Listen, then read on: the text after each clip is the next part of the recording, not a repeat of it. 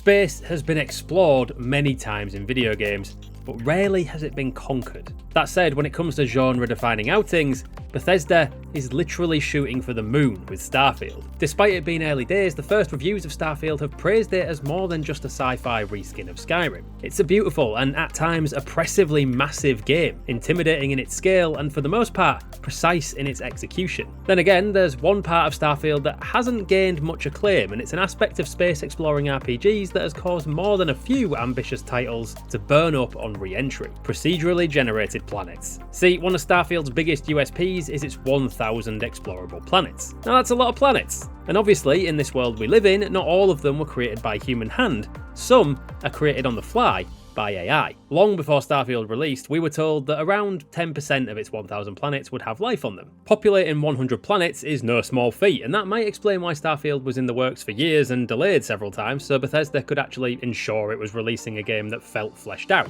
One rocky moon can obviously look quite similar to another rocky moon, but Bethesda's procedural generation opts for a more difficult approach than, say, No Man's Sky. And as a result, that's led to plenty of players telling naysayers to cut the devs a little bit of slack.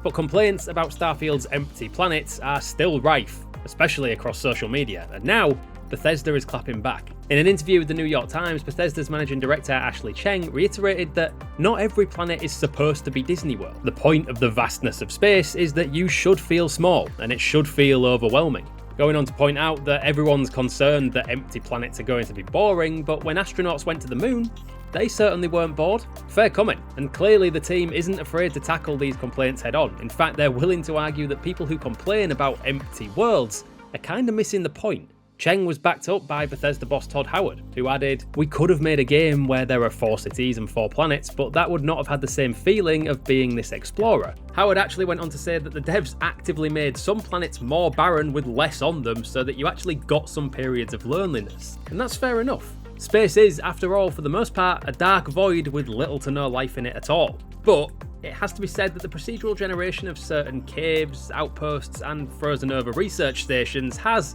on occasion in our playthroughs, left a little bit to be desired. Plenty of players have been sharing their experiences of landing on several planets, all of which had the exact same abandoned research station encased in ice, identical to each other from the layout of their rooms to the locations of loot, and even the same "we are out of ice" jokes popping up on the same vending machines. We're not saying that every planet needs a working ecosystem and is full of people and full of buildings and full of everything to explore, but a little bit of variety in locales, or at least how they're laid out, might have been helpful. Obviously, procedurally generated content is nothing new in Bethesda's titles. Even Skyrim used it in some of its quests and locations, and some players, it has to be said, have risen to Starfield's defense, pointing out that plenty of caves and locations in Skyrim looked identical back then as well, and no one complained then. Well, I mean, they probably did, but you get the point. Ultimately, you can play for hundreds of hours and still be far from seeing everything in the universe, and that's exactly what some players want in a huge open world RPG. Of course, for others, the sheer size veers into oppressive territory, damaging the pacing that could have emerged from a smaller series of more intimate worlds. 1,000 planets, it could be argued, is simply too many.